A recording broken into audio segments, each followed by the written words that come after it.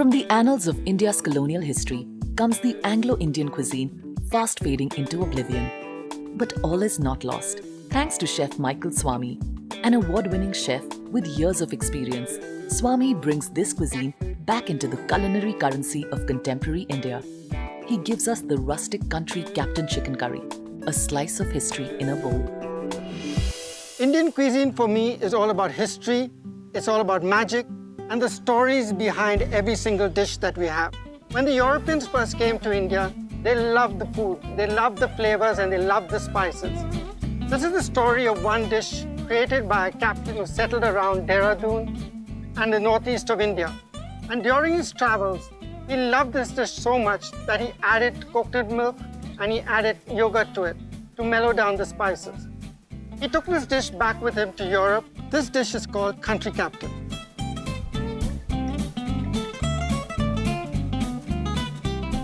So with Indian food, it has a lot of curries, they have a lot of paste, and they use a lot of spices. When you use a lot of spice, you need to roast the spices to get the flavor to come out of it. So I'm going to roast some almonds and some cashew nuts. So now I'm going to add in the spices. I'm going to add some cinnamon and some cloves and some cardamom to it. So whilst that's roasting, I'm going to take up the stalks of chilies.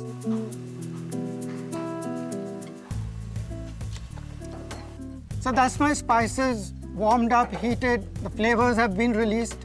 That's the time you add in your bay leaf and your couscous. So that's roasted and cooked. And now you add a little bit of water to it and grind it to a smooth paste in a blender or a mixer. This is what it looks like. Now that everything has been ground to a smooth paste, I'm going to start cooking the dish. We'll first add some oil to it. Then you're going to flavor the oil with some ginger and garlic paste.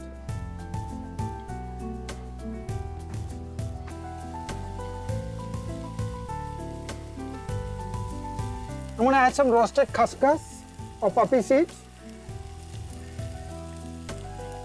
These have already been roasted before, so I'm not going to roast it again.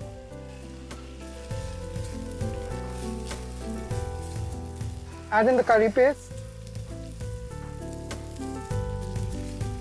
So let it cook for about a couple of minutes. Add in some coconut milk. The coconut milk then mellows the flavors of all the spices. It softens the flavors. It even gives you a smooth, subtle flavor to it. Whilst that is cooking, whisk some curd and keep it on the side. The curd you always add in at the last stage of cooking, not in the middle, because your curd can have a tendency to split. I'm going to add in the chicken.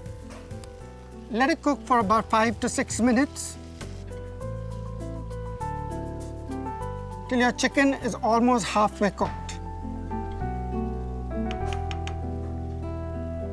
I'm going to be doing tomato salad to put on the side of the dish. Now, when you're cutting vegetables which have a smooth edge to it or smooth side to it, always cut from the rough side. Some pistas.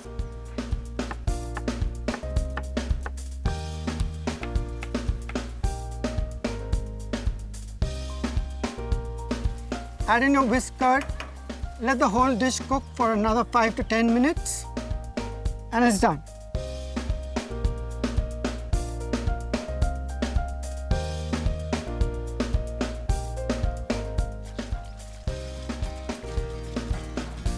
I always like to add salt at the end of my cooking stage, because what happens is when you're cooking, the gravy is reduced. If you've added your salt right in the beginning, it's going to get too salty when the gravy is reduced. Always add your salt and your pepper at the end of your cooking stage.